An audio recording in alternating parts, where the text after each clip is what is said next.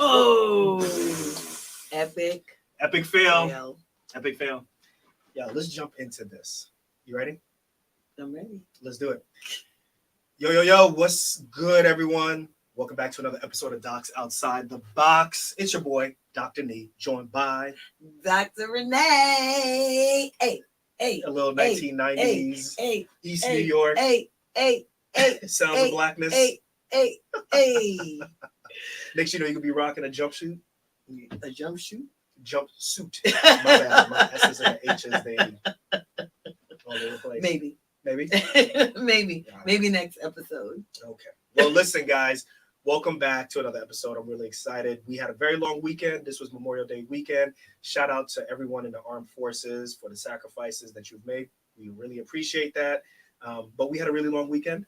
We did. And started on Wednesday. Kids got out of school early, and we've been trying to make it work since then. Yep. And not pull all of our hairs out. And now we are here recording with you. Today is what's today's date? 30th.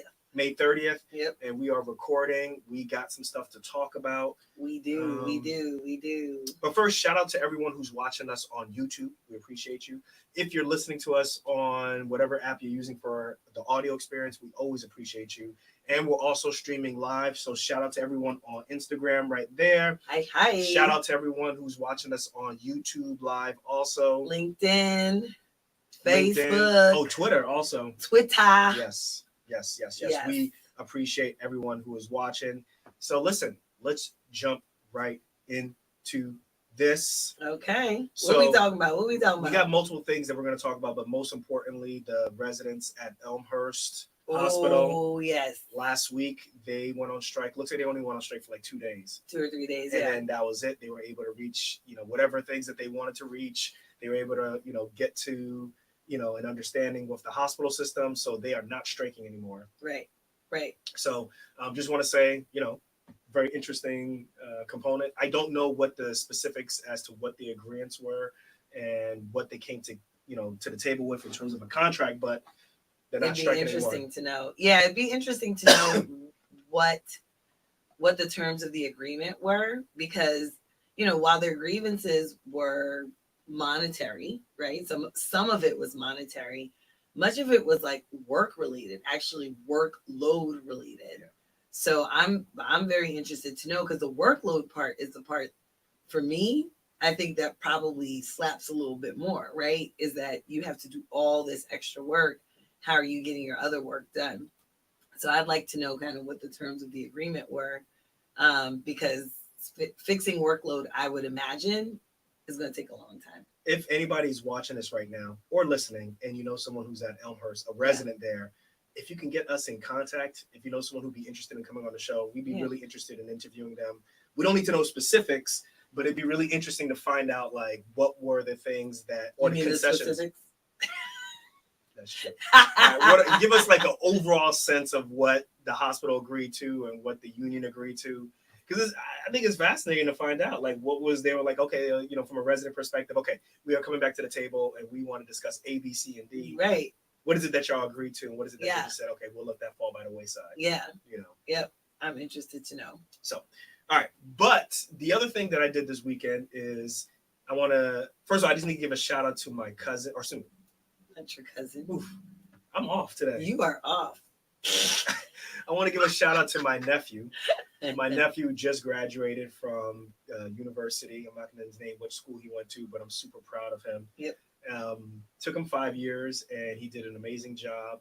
He ended up, he's graduating in accounting, and he's going to be working for a big corporation, something like that. Yes. I'm not going to say who it is, but it's a for-profit organization. But I want to say shout out to him. But just as important as him graduating, that's really important, he asked me to go with him to go and look for an apartment. Because he's taking a big boy job now. He's taking a big boy job. He's been living at home, throughout the entire time. He saved a bunch of money staying at home. He lived on campus his first year. So the expenses that would go into room and board, he didn't have to worry about. Right. And as a matter of fact, he's graduating with only $12,000 of student loan debt. Woo! After 5 years of college, only $12,000 student loan debt, only at 5%. So I'm pretty proud of him. There was a lot of financial aid that he qualified for. So that's really smart. So this job is going to be in Maryland, Mhm. right at the border between Maryland and Delaware. Right. It's a big job. It's a big jump up. And he said, let's go and look for an apartment. So I spent the entire Saturday. We drove Mhm. down, took us a couple hours to get down there. And then we just started looking for apartments. Right. And we found apartments that went anywhere from, like $1,200 a month to, $1,700 a month. So there's some decisions that he's going to make in terms, or he has to make in terms of how he's going to be able to afford that, how he's going to be able to budget. And he wasn't sure what he was going to be able to afford. All he has basically is just a contract and an offer from this company that says this is what your salary is going to be. Mhm. He's going to be making $62,000 a year. Right. Right. Right. And the reason we're talking about this, and as I was driving with him, I was like, he's getting paid similar to what medical residents who graduate, or Yes. medical students who graduate into residency, and they're going to be Yep. residents. And he's doing the same things that basically residents at this point Yep. would be looking at, which is how do I find a home Mhm. or a place to stay? I don't Yep. know what neighborhood to stay in. How much can I afford? Mhm. What's my monthly or my my bi-weekly payments going to be? Yep.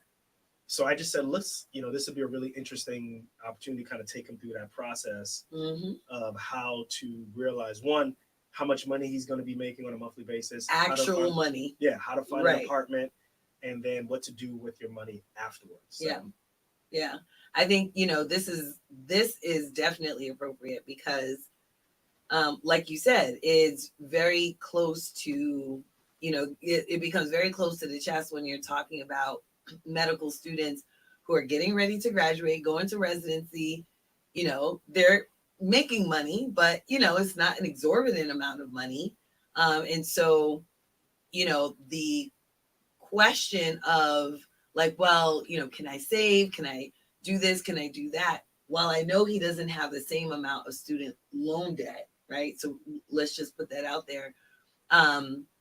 It doesn't necessarily mean that he can't, or new residents can't live in a way where they can be financially stable, right? Yeah. So there are things that you can do in order to put yourself in good financial footing for now as well as in the future. Yeah. And so those are things we're going to be talking about today. I absolutely think everything that he's doing, all the moves that he's going to be making, are the same moves that residents should be making. I think the only difference is, like you said, one is the amount of student loan debt. Mhm. But as we'll talk about in these tips, Right. that can be mitigated, right? Yeah. And then the next thing after that is, well, what type of institution are you going to be working for? Right. Right. Are you going to be working for a for-profit or a nonprofit? Right. The majority of hospitals are not-for-profit. So that kind of, negates that, variability within the medical school, medical resident world. But, let's jump into it. Yeah.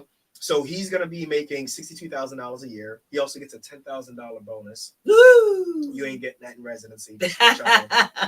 No bonuses in residency. So sorry. And then he also has a relocation stipend, right? You ain't getting that in residency either. No, you're not getting that in residency. And I don't know how much that would be. Okay. Okay. So the way how the 10K bonus is going to be given is going to be given as a one large lump sum in his first paycheck. So he's going to get his first paycheck, and then he'll also get that large lump sum, 10K minus taxes, into that first payment. And then I read the specifics of the contract. It's almost like a promissory, like a loan. Okay. So it's you have to finish your year, your first year, to have that basically loan wiped away. So just so y'all know, a lot of times these bonuses, yes, it's a bonus, but it's really a loan first, and then when you finish your that year, then it becomes a bonus, so to speak, or becomes a loan that's been forgiven. If you don't finish that, then you're gonna owe them something, whether it's more time or you're gonna owe them some money left or what have you. So just always pay attention to that. That's really important for people who finish residency and are that's what I was gonna say, at their first job, as attendings. That's something that they do. They'll give you a sign-on bonus, but then when you look at it, it's like not a bonus. You're signing a promissory note, which you would associate with a loan. And in essence, that's what it is. It's a loan. And then when you fulfill your duties, it stops becoming a loan and then becomes, quote unquote, a bonus. So you got to be really, really careful about that sign-on bonus and what you do with it. Because if you take all of it and you decide, well, I'm just going to put it in a house and decide you're going to use it for your down payment in a house, you got to know that, all right, if you leave this job in a allotted amount of time before it's wiped away, then you got to know how you're going to give some portion of that money back to the institution for which you work. So something to keep in mind. But a year is not bad. Anybody can get a year's not bad. But usually for physicians, if you're graduating from residency, you can get up to like 3, sometimes even 5 years, depending. Of what? What are you talking about? Of like the sign-on bonus, how much time? Oh, once you graduate. Once you graduate. Once you finish residency. Yeah. From residency. Yeah. Once you finish from residency, usually they're going to try to make you sign like a 3-year or maybe even a 5-year contract, and that sign-on bonus will be for the same amount of time. Right. So that's just one thing to consider. Yeah. So the next question is, he's got $12,000 in student loans. What should he do? Right. So the big thing is, how much housing can he afford? What's his monthly, take-home pay going to be? So I said, look, I'll come up with 6 steps that he should follow that I also think residents should follow. And I think this will get him going, right? And I think people who are listening right now, if you're just graduated from medical school, congratulations to you. But now you become an adult, right? And there's some big boy, big girl decisions that you're going to have to make. Yeah, big boy. I think if you follow these 6 steps, I think you're going to be straight. Right? We lost the light. Oh, we lost the light there? Oh, wow. It's all good. If you're watching on YouTube, we lost our purple light in the background. I didn't plug that part in, so but we're just gonna keep it moving. So what I would do is, if you go online, technology is it makes things very easy. Go to the web, and there's a link that if you go to our show notes, you'll see it's called ADP Salary Calculator. Yeah. So the big payroll company called ADP, they probably handle probably 99% of everybody's payroll in the entire country. If you go to this link, you literally can put in how much you should expect to get paid based off of, one, where you live, how often you get paid. Is it going to be twice a month or once a month or what have you? So if we go to earnings, there's an area that says, how are you paid? We're going to put the gross pay period or gross pay method as per year. He's going to be getting paid $62,000 per year, right? He's not getting any overtime or anything like that. And then there's another tab that says state or territory taxes, right? So the only thing I put in here is state or territory of Maryland. After that, it kind of puts in what the taxes will be for that state. Okay. And he is going to be, basically his earnings will be $5,000 a month. Okay. Once you take out taxes, once you take out FICA, Medicare, Social Security, state income tax, he's going to be taking home about $3,900 a month. Dang! So $3,900 a month he'll have. Yeah. See, that hits differently, right? Right. So when you hear he's going to be making $62,000 a year, people are like, woohoo! And then you go, yeah, but that's, $3,900. Well, excuse me. First they divide it up without the tax, right? And you get to that, close to 5,000. Right. And then you put in the tax and then it's like, wait, it's only 3,900. Yeah. So people sometimes don't realize that number keeps dwindling and dwindling. And what your actual take home is what you should be truly determining. Who the hell is FICA? Right. Who FICA? I don't know FICA. That's what you really should be determining what your actual salary is. Right. So this is what I say. So you should never really say that you're making whatever your company is paying you, right? Because that's what they are paying you. This is not what you are receiving. So your actual real salary, you should always, always, always calculate. Do not sit on $62,000 a year because you're not getting. I know there's gonna be some graduates. Some graduates are gonna be like, "Yo, $62,000 divided by 12." Yeah, is wrong. That's what it is. Equals wrong. It doesn't work that way. Exactly. So if you live in the state of Maryland and you're making $62,000 a year, if you just base it straight off of where you live and what your salary is, I'm not talking about anything else like 401k or anything. I haven't even gotten to that. Right. You should be expecting to bring home on a monthly basis at least $3,900, right? That's just that's just one exemption, right? So when you're doing your W-4 and you have to fill out all these things of what to withhold and what's an exemption, it's just you, right? So you are going to expect to be bringing home about $3,900, right? Mm-hmm. So that's the number one thing that I would say. Find out where you're going to be living, find out what your salary is going to be, and then you have the room to kind of decide what you're going to spend on next. Right. Number two, I think the most important thing is housing. Oh, of course. Where are you going to live? Where are you going to live? Right? And the caveat is where you're going to live and how much should you spend out of that $3,900? How much should you spend on housing? Now, I think if you go to most places, most sources, most people will say don't spend anywhere between, or you should spend anywhere between 25% to like 30%. Yeah. Of your even 30 pay is a little. Yeah. But I'm just saying 25 to 30% of your take-home pay should be involved with housing, right? Yeah. Now, whether that's just your rent and like your utilities, or it's just your rent, I don't know. You're going to have to figure that out. But I think once you get past 25%, I don't know. Yeah, you're getting into kind of choppy waters, because the reality is, you want to be able to keep your expenses as low as possible, including your housing, as low as possible, because you don't want to live in a place that you literally just cannot afford to live in. And a lot of times but other people are like, but I don't want to live in a place where like people are stealing my catalytic converters, which is a place that we actually went to. One of the places that we looked at. I mean, it is. They were really honest, and they were like, yeah, at night, some of the residents, they've been saying that their catalytic converters get stolen and stuff, because what is it? Is like some of the chemicals that they use is really expensive. So if you sell on the black market, you get a lot of money on it. Yeah. So, a lot of times people aren't doing the actual math, right? So they look at $3,900, and then there's an apartment, for like $2,500 that they really like. And they're like, well, I'm making $3,900. I can afford this $2,500 apartment. It's like, do not. It's not going to work, because you have other things that you need to pay for. So you're gonna be eating some cat food at the end of the month, struggling to make that money. So you have to do this math. And so the recommended would be about, I would say no more than 25%. I wouldn't even go up to 30. Okay, so based off of what you said, okay, before we get in too much in the weeds. So remember, as I said earlier, my nephew, we were looking at apartments. We saw some for as low as $1,200, $1,250, and then we saw one that we really liked that's like $1,700. Mm-hmm. So I went ahead and did the calculation.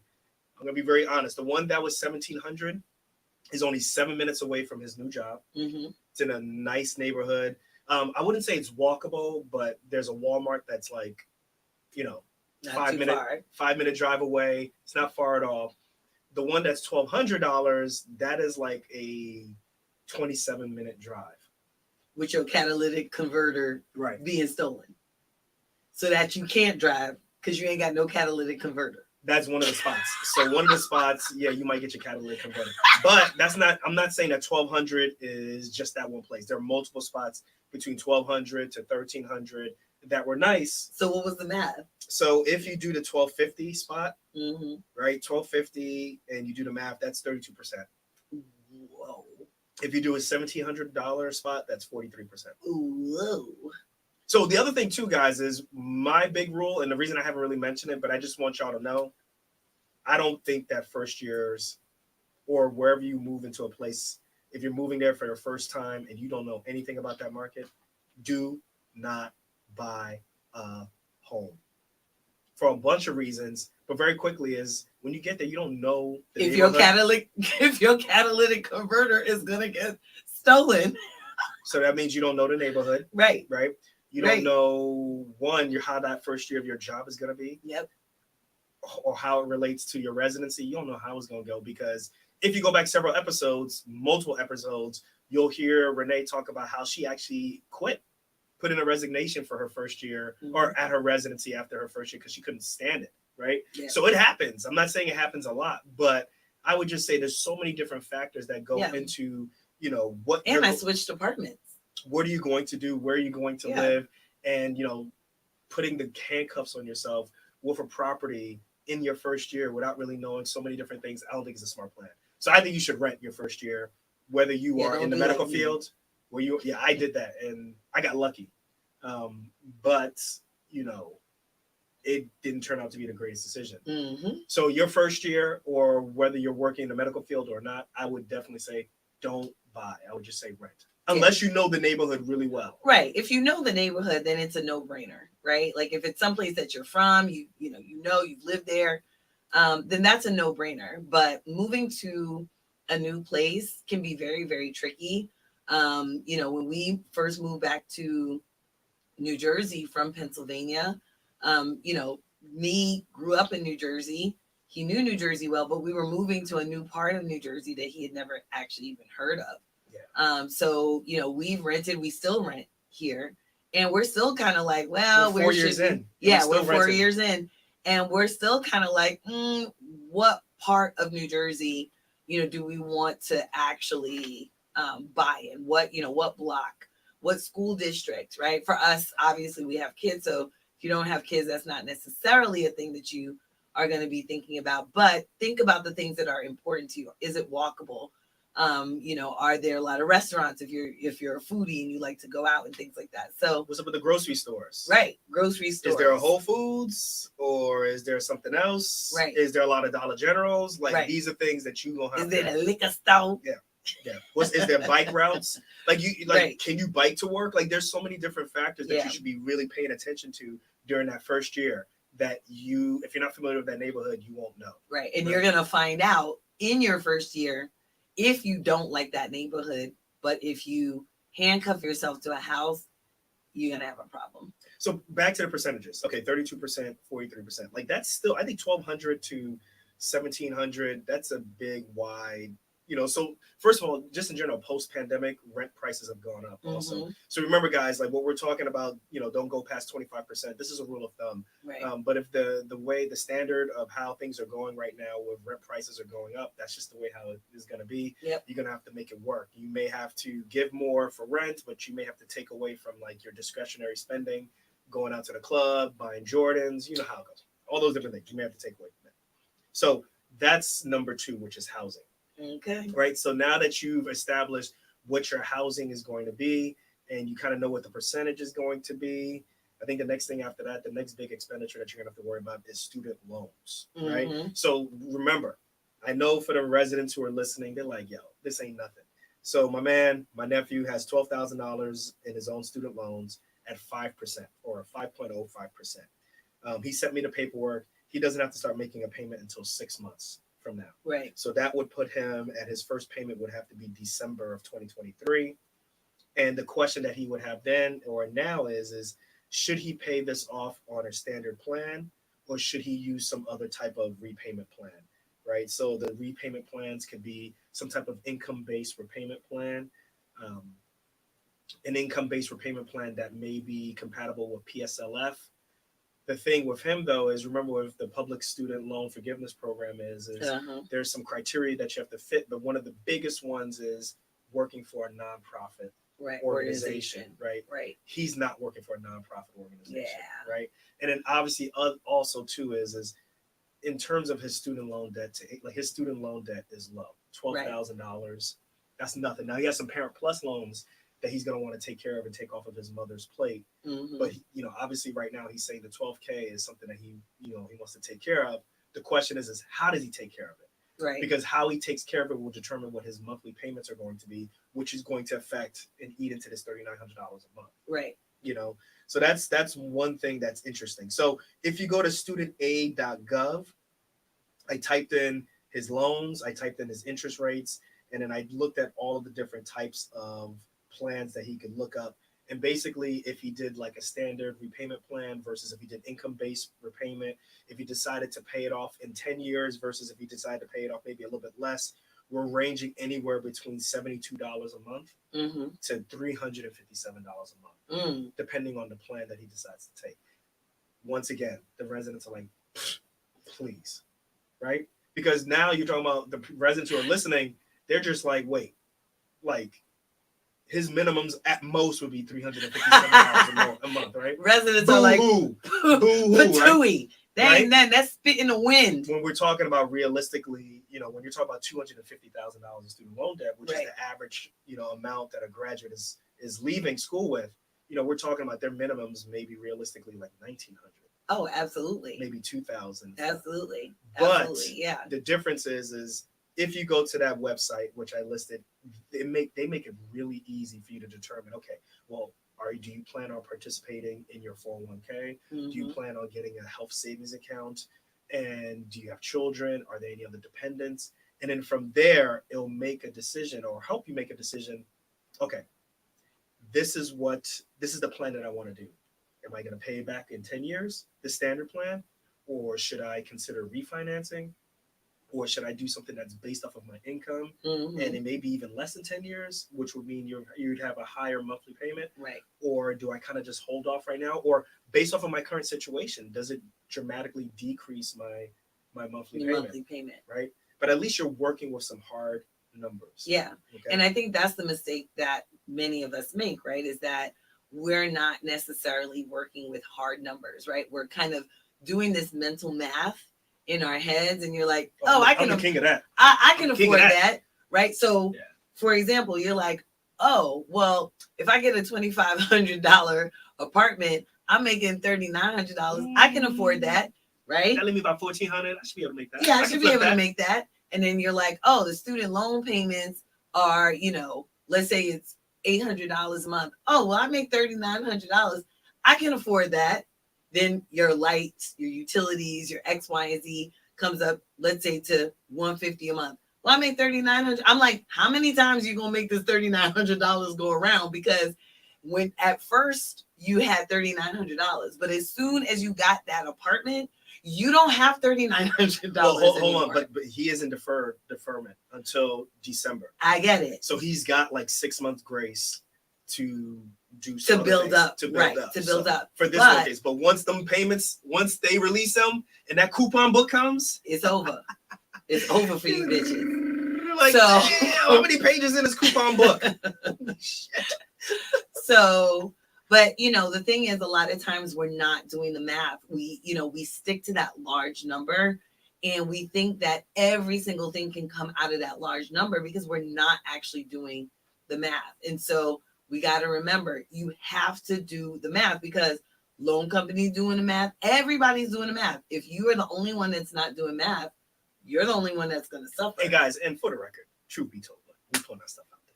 I ain't do the math either. Oh, okay? No, I definitely did not do the math, and that was my biggest mistake, man. I was doing mental math. I was like, yo, when is this money coming in? I got this money, I got this house, I got this, I got that. I'm doing all right. I'm gonna be all right. Yo, the biggest mistakes. Right. I finished residency. I had no money saved. I had no money invested. It was a mess. Yeah. So I'm telling you out of experience, I wish someone sat me down and said, young fella, young blood, listen, this is how you do it. So that's the reason why we passing on this knowledge to you. Like we messed up so that y'all can live and be all right. So we got some questions. Well, we got a question here. But hold on. How about we move on to number 4 real quick? Because that's a quick one. Okay. So I think, remember, so the top number 1 is figure out how much you're gonna get paid a month. So we already established that my nephew's gonna be paid $3,900 a month. Number 2 is housing, right? So we are looking anywhere between $1,250 to $1,700 a month, right? So that's anywhere between 32% to 43% of what his take-home pay will be in housing, right? Mm-hmm. And then the other rule about housing is don't buy when your first year. Yeah. Number 3, student loans. So his payments are going to be anywhere between $72 to $357 a month. We know medical students, we know nursing students, whoever's in healthcare who went to professional school, we know that your payments are going to be much more than this, but just follow this template. Okay. And then number 4 is what are your expenses? Like realistically, what are your expenses? And what I mean by that is expenses that are associated with housing. Right. What's your water bill going to be? Do you need internet? And yes, you're going to need internet, right? Right. Because you're going to have to do some papers. You're going to have to be able to communicate with people. You're going to not want to have to go to, Kinko's to, write emails to people and stuff like that. All right. Does Kinko's even exist anymore? No, they don't exist. Okay. I'm like, y'all know what I'm saying. That's how old we are. But you are. Kinko's. Who says Kinko's? Listen, Dr. Xerox. Anyway, right. Whatever. Now I lost your question. It's on here somewhere. So that is one of the things that you're going to consider. What are the expenses that are associated with your housing? Food, right? It's important that you got to eat something, right? Yeah. internet, your cell phone plan, right? This is the time with your cell phone plan that you should start really considering looking at something that, I think is realistic, right? Like you Right. want something that you don't need something that's really crazy. You don't need something that sucks. You just want something where, when you're at work, when you're It's in the gonna hospital, work. it's going to work. So, Yeah. we're talking about the Verizons, the AT&Ts, the T-Mobiles, but also don't forget about those MVNOs. I forget what that means, but Yeah. basically the mints.coms, all those different places that you can get cell phone coverage that use the big three towers and you can get a really good discount. Those are things to really consider. Yeah. Right. So now you're working on numbers, some real numbers right now. Yeah. Right. I can't think of any other expenses right now at this moment, unless you decide to get a car. But that's going to be one of the expenses also. Yeah. Well, if your car isn't already paid for, right? If your car isn't already paid for, then you need to consider, if you are going to get a car, how much car can you actually afford? And remember, like, I get it. It's your first, big boy, big girl job. I get it, but you don't necessarily need to get, the biggest, latest, greatest car out there. Especially if you haven't done the math to prove that you actually can afford especially it. in this market. All right. So I think we are still in this kind of recovering from COVID stage thing. And, used car dealerships, new car dealerships, they are winning. They are still up. It's up and hopefully it's not stuck. But listen, that's my lingo. I'm trying to keep up with the millennials. But listen, like the prices are still high. The interest rates are still high. So you got to be really careful if you're going to get a car, and you have to really do the math to really think about, is this going to work? Do I have enough of a down payment to kind of offset what my loan is going to be? Can you find a car, at least a used car, that is affordable enough that maybe you can buy it cash? That's gonna be tough. Yeah.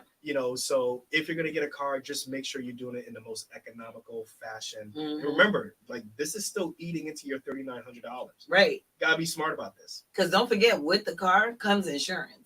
And no, you cannot Uber every day to work. It's gonna eat up. You Right. just can't do it. Yeah, you can't Uber every day. But also remember that there are other modes of transportation that might be a little bit cheaper for you. But if you are going to get a car, remember there comes maintenance, gas, insurance. If you're going to lease a car or finance a car, you're going to have to get full coverage insurance. It's not just going to be liability insurance, which is cheaper. So just remember all of those things. Don't forget to do the math on your other expenses. So we're already, I think honestly, with all the things that we've mentioned here, I think we've eaten into this $3,900 a lot. Well, maybe. We'll see. So that leads to, you want to do the question first or go into number 5? Yeah, let's do the question and then we'll take a break. Sure. And then we'll do that. So, okay. So is it Rowan 3? Is that what that says? I can't remember. Rowan 3. What challenges do you see yourself or other doctors facing in regards to saving, investing, retirement planning, tax planning, and estate planning? That's it. Oh, I gotta sneeze. That's a big question. That seems like that's someone who's a, what do you call it? Who's a financial advisor. They trying to act like they, what do you call it? Are you a financial advisor? I don't know. So let me see the question. So what challenges do you see? What challenges do you see yourself or other doctors? Like, what challenges do we have with all of those things? I think the number one challenge, I think, for doctors is they're too busy to even know how to properly invest. Yeah. I think they're also too busy to know how to know all of this stuff, tax planning, estate planning. Like, do y'all know how busy, like, for those folks who are not in medicine, like becoming like a technician on the body takes time. Like it's a lot of time that you have to use to understand that, to master that. And I think that there's not much room really to really master what to do with your money. Plus, it's not really encouraged to have that thought process as, what am I going to do with my money? I think now it's different, like 2023. But, 10 years ago or 15 years ago, people weren't talk about money. People weren't openly talking about money. Yeah. If you brought this up at, with your colleagues, they're kind of looking at you like, did you go into medicine for the money? Like, no, but I don't want to be broke too. I didn't go into medicine to be broke. I do think that that's an issue. Like, come on. But I also think that there are a lot of docs or even people who are in medicine who kind of feel like I'll be okay once I Right. graduate. That's what It'll I was just gonna it'll say. just be okay. And the question is what does okay mean for you? What does Right. comfortable mean for you? And that's something that I think legitimately residencies have to do a better job of preparing people who are graduating so that they Mhm. know what comfortable is. Right. Does that mean $250,000 a year? Does that mean $350 a year? Does that mean what kind of sign-on bonuses are we talking about? Mhm. Are we talking about a 10-year career, a 20-year career, a 30-year career? Right. What are we talking about? Yeah. So that they can so that I think residents can be more prepared as to, oh, this is what $250,000 equates Mhm. to, in my state on a monthly basis. This is how much I'm going to get paid. Oh I yeah. think that's something that we have to do a better job. Residencies have to do a better job at. I think that I think honestly, one of the major challenges is that because of the thought that, oh, well, but, doctors are supposed to be smart people. I think oftentimes we think that that's translatable into pretty much any area. Like, oh, I'll be able to figure this out, right? Like, I'll be able to figure out my money situation. Once I make enough money, I'll know exactly what to do. And it's like, you may not actually know how money works. You may know how the body works. You may know how a hospital works. But you may not know exactly how money works, especially when you get into intricacies of tax planning, estate planning, all of the things that you can do with money and all of the like little, loopholes and things like that. You may not actually know how that works. And those are things that you really actually need to know and understand. All right. Before we get too far into the weeds, let's go ahead and take a break. We will be right back. All right, everybody who's on Instagram, we're gonna take a quick break. I gotta go to the bathroom. I will be. Oh, you're taking a break. I'll be back in a second. Oh, so now you're leaving me to entertain the people. What do you want me to sing? What y'all want me to sing for y'all? Trust me, you don't want me to sing. You really don't want me to sing. Let me see. Okay. I see Rowan 3. Am I saying that right? I see your response. Let me get it here.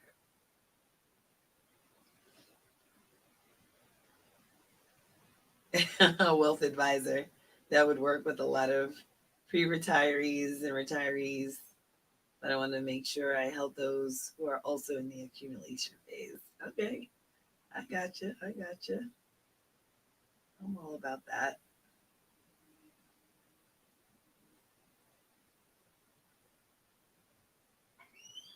Rowing. Gotcha. Like rowing a boat. Okay. I gotcha. And he's back. Did you wash your hands? All right. We are back. Also, it's going a little bit. Yeah. Mm-hmm. All right. Let's jump right into it. It's right. rowing. Okay. Yeah. 3, 2. Okay. Well, Alfred, we're coming back. 3, 2, 1. All right, we are back, and your boy had to go to the bathroom, so I'm gonna be honest. Had to go to the bathroom, but I am back during the break. So we are at number 5 right now, and I think people are going to be like, "There's not enough money to do this," but I think this is really important. Whether you are in your first year of residency, or your last year of residency, or you just are starting a job, I think number 5 is really important, and that you have to start protecting your money. You have to start having your money work for you in ways in which it's more than just beyond what you do with, working your 9 to 5. So what I mean is the whole proverbial make your money work while you're sleeping. Okay. Right. So, I just want to be really specific about this. I'm talking about putting your money in something that's called like a 401k, right? Some people who may be teaching or in education, residencies may see 403b. There's also, I'm talking about Roth IRAs, I'm talking about health insurance.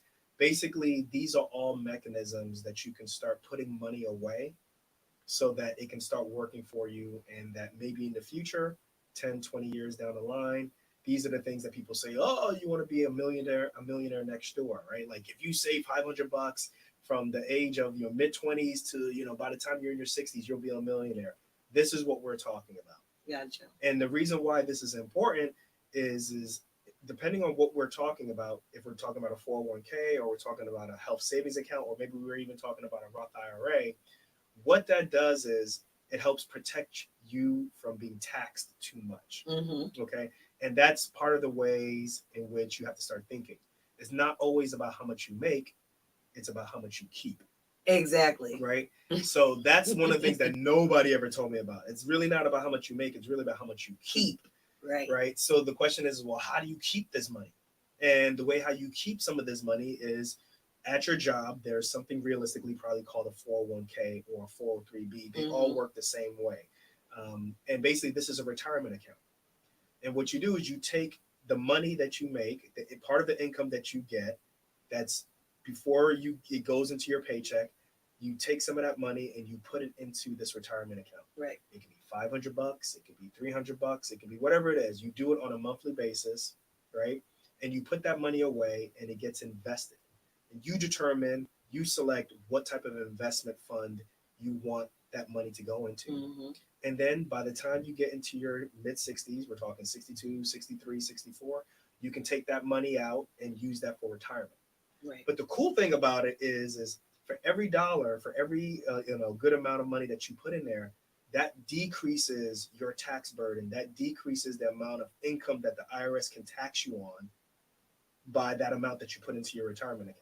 So, for example, let's say you're getting paid $62,000 a year. Well, yeah, you're going to get taxed on $62,000 a year. Right. But if you put $1,000 into your retirement account, your 401k, now the government can only tax you at $61,000. Let's say you put $2,000 in, or $3,000, or let's say you put $5,000 in, right? Now they can only tax you at $57,000, right? So that's math.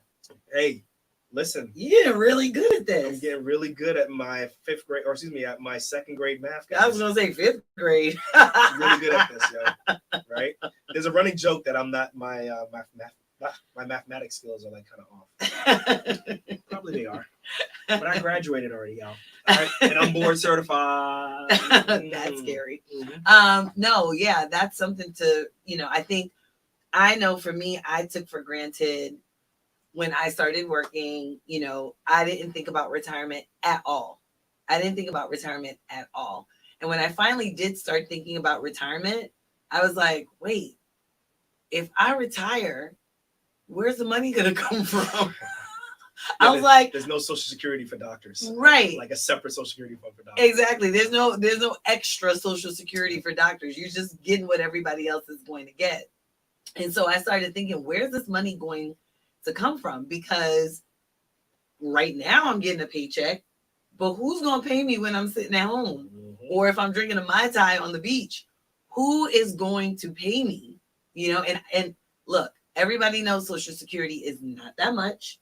Everybody knows this. And if you are planning to live the lifestyle of quote unquote a doctor's lifestyle, or you want to keep up with the Joneses, that's fine. You just got to know where that money is coming from. So I think the key thing though is for the folks who are listening right now, before we go too much over their head, is you need to start making those decisions as soon as you get your first job. Mm-hmm. I think a lot of people think that, hey, I will save that decision until I start making some real money later on. And I think there's some issues with that is once you start making a lot more money, I think you become more skittish about making decisions on your behalf. You feel like if you make a mistake, that's a lot more money. And as a result, you won't take action. Mm-hmm. I think the biggest message from this entire discussion is the worst thing you can do is actually take no action, right? Inaction is the worst.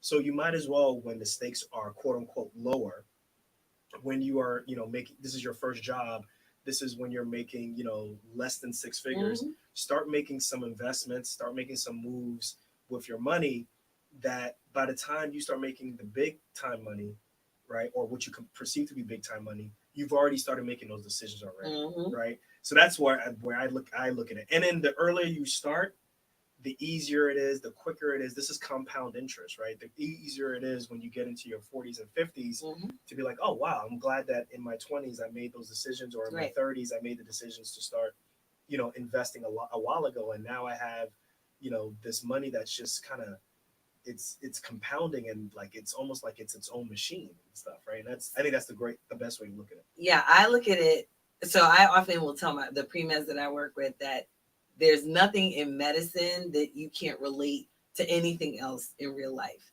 And so what does that mean in this case? So personal finance is really about muscle memory.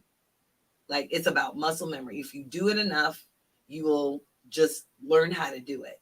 Right. So when you are, let's say, a medical student, you're in your third year, go to your surgery rotation. They're not going to tell you, okay, take out this appendix. Like that's not how that works. Right. One of the first things they're going to tell you is go into the call room and start tying. Don't come with these one-handed ties. Right. I want you to do a two-handed tie, Right. and I want you to do that first. If you come into my OR, you start throwing one-handed ties, you're gonna probably get kicked out. So throw those two-handed ties first. You start there. Once you throw the two-handed ties, now you can move on to one-handed. You have to understand all of the different steps and all of the different things that you need to do in order to get to the OR, through the surgery, after the OR, post-op, all of these things. But if you don't do it, if you're like, I'm going to shy away from this, I'm not going to really partake in it, I'm not going to do these things during my rotation. If you decide that you're going to go to a surgical residency, you're going to have a problem because they're going to expect that you have a certain level of skill by the time you get there. Right now, if you go into your surgical residency and you decide, I'm going to stay away as much as possible, I'm not going to do it. When you graduate, if you graduate, and now you're out on your own, if you don't know how to do it, when was the time for you to learn? The time for you to learn was when you had the least amount of skill, not when you were supposed to have the most amount of skill. So you don't wait until you have the least amount of money to say, well, I'm not going to do anything, and then say, well, when I have the most amount of money is when I'm going to start doing things. No, you won't, because you didn't do it when you had the least amount of money. You should start there. That's when you should start. So I wish somebody had told me that. I would say, sometimes people will look at these funds in your 401k and they're like, I don't know what to invest in. I'll just be very simple for the sake of this podcast, wherever you're watching, just look at a target fund, right? Mm-hmm. A target fund basically is a fund that you put your money into, and usually the target fund has a year. That year is the year that you're supposed to retire. Mm-hmm. And from the time you start working till the time you retire on that year, on that target date, that fund will automatically start changing how much stocks are in that versus bonds. And it'll start automatically, gauging and changing it for you. And by the time you reach that year, right, it's already optimized for you, for someone at that age. So you don't have to do that much work. Right. Remember, the key thing here, y'all, is inaction is not an option, right? Right. Take action. Like, we can go into the depths and go over people's heads and talk about large cap, mid cap, and small cap, which you've done before. Right, but that could make people not want to take action. I think the key thing is go in there, find a target date fund, which is a retirement fund, the year that you want to retire, and start putting your money in there. Once you start getting knowledge, once you start realizing what you want to do later on, then you can change it up. Right, and this is as simple. Also, I just want to say very quickly, this is as simple as when you go and you're doing your orientation for your job. Go to your human resources department. They're the ones that are going to help you, because I think a lot of times it does kind of go over people's heads because they're like, well, where am I doing this thing?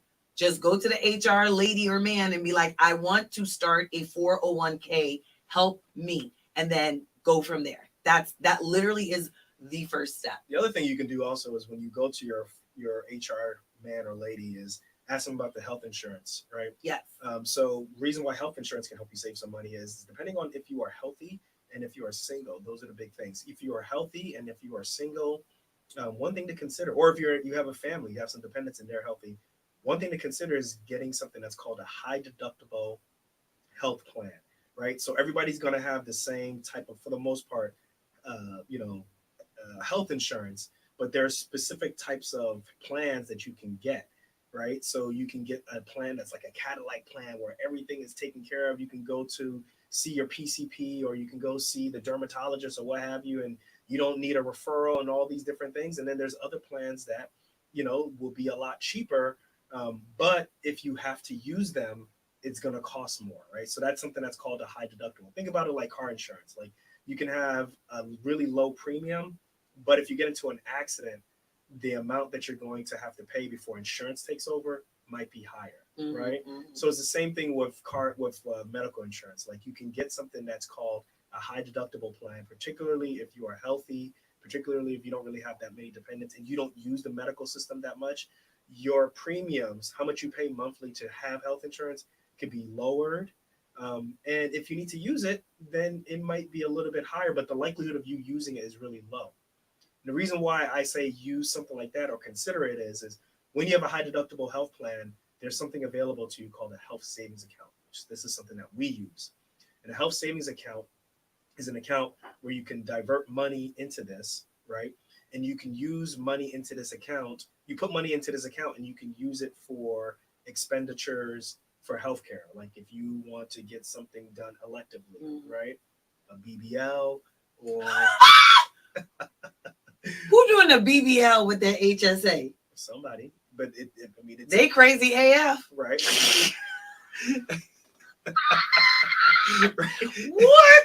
Well, hey, we got to talk what people are speaking, right? This is what they're doing, right?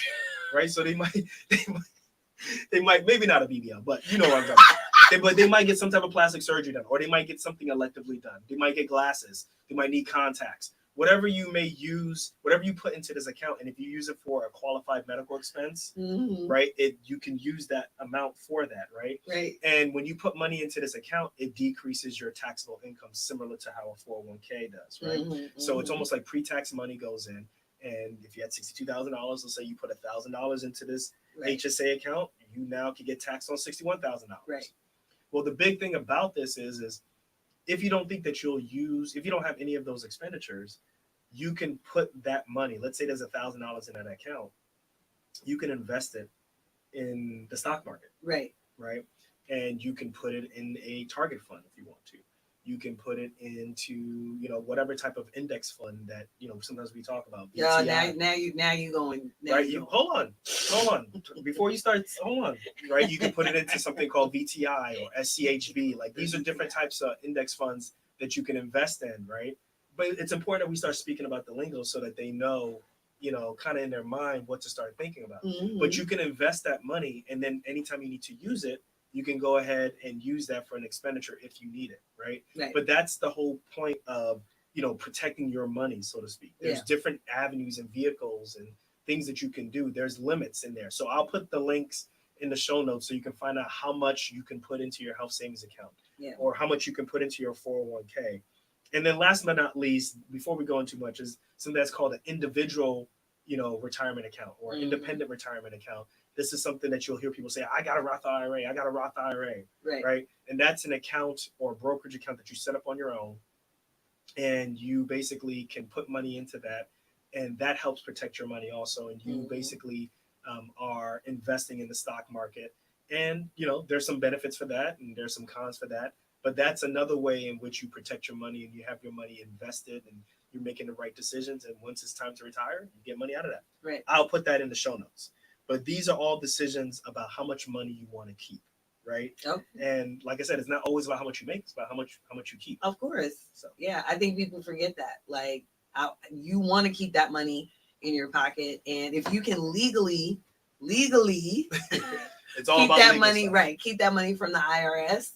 I mean, I think show of hands, who doesn't want to legally keep money from the IRS? Right. Okay. That's what I was saying. And the last one, number 6, is quickly, guys, is there's going to be some money left over. The key thing is that he's not going to get any student loan payments, or he doesn't have to pay student loan payments until 6 months from now.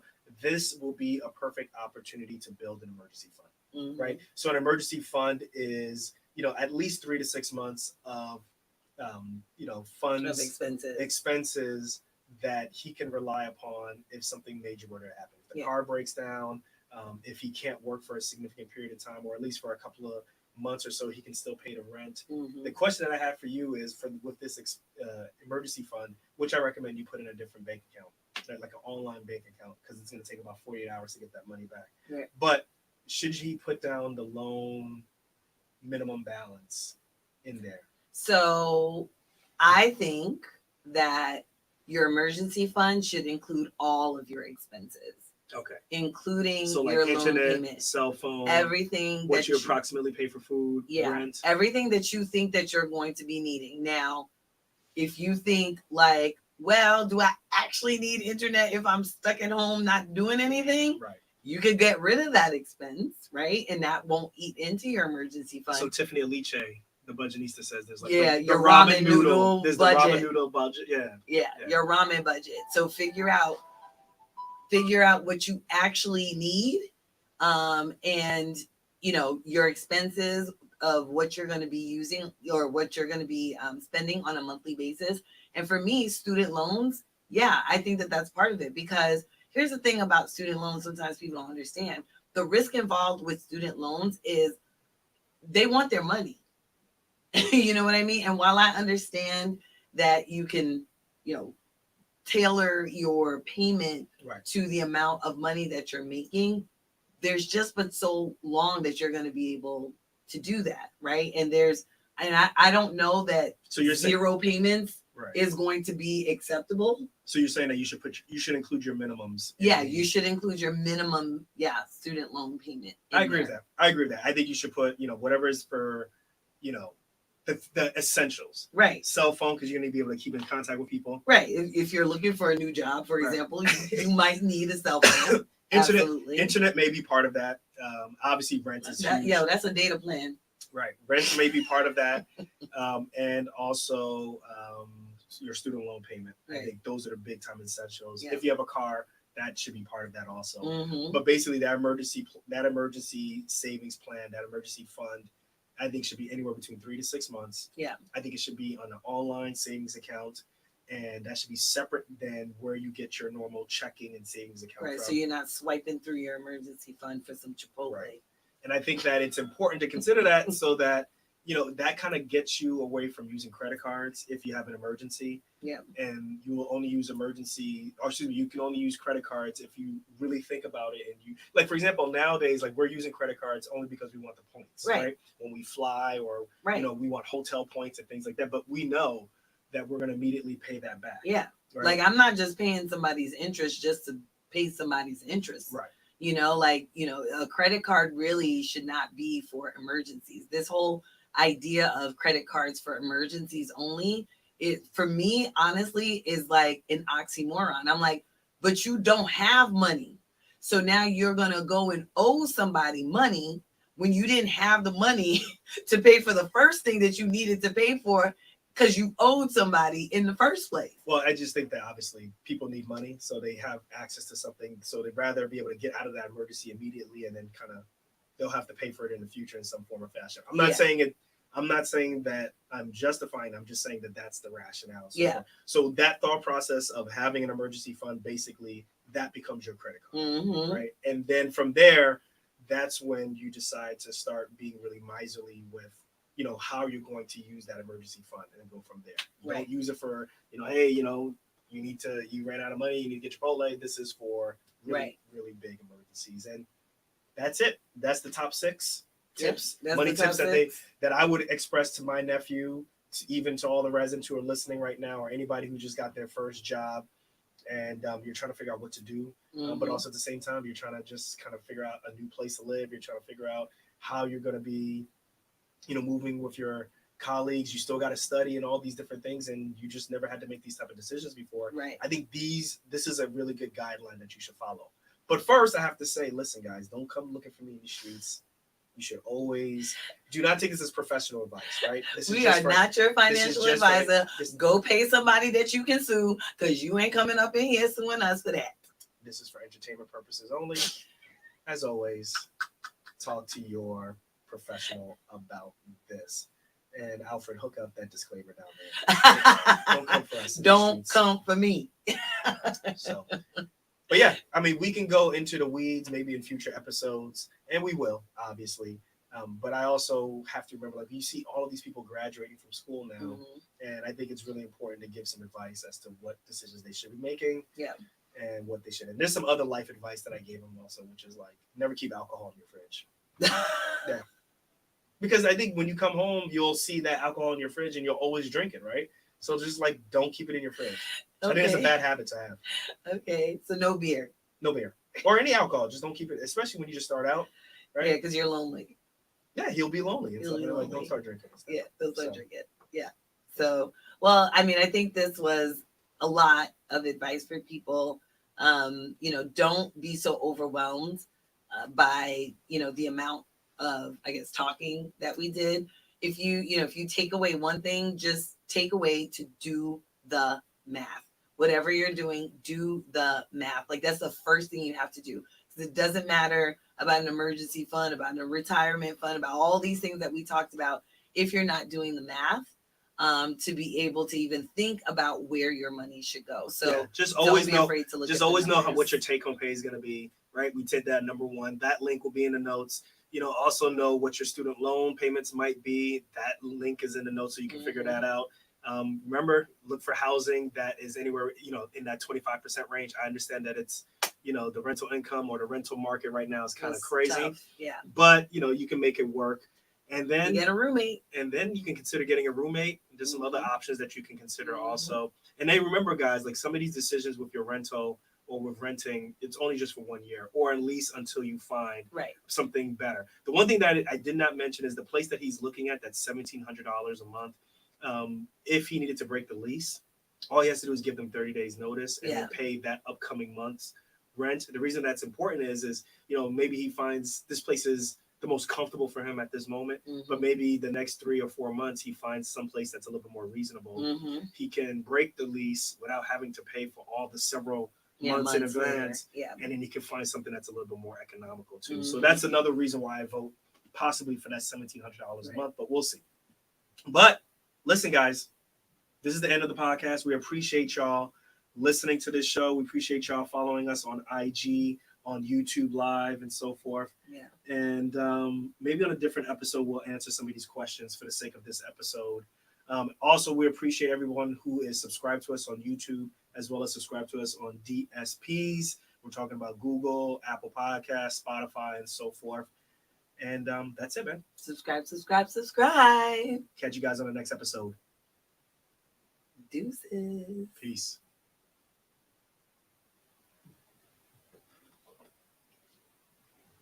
We're ending our live. Okay. We can still keep answering some questions here, but I actually got to pick up the car and stuff. So Yeah. So then we can't answer questions. yeah. So is there a way we can see the questions here and then kind of put them in a different? We can answer them. Well, I don't think that they're questions, more so that they're just comments. So are we still broadcasting on YouTube? Yes, we are. Okay. Well, yep. You tell me when. I will end. I will end this. I will end all of this. Let me see. Rowan. Okay, I do find my clients who are doctors and Indeed Exchange. So I was right. I'm a wealth advisor that would work with a lot of pre-retires and retires. I'm assuming pre-retirees. Yeah. Okay. Well, we're so comments. Yeah. Okay. I gotta go. So I don't know if you want to keep talking. No, I gotta go upstairs and relieve grandma and grandpa. All right, y'all. Thank you, guys. Deuces. We'll answer some of these questions in another episode. Peace. Deuces. How do I stop this?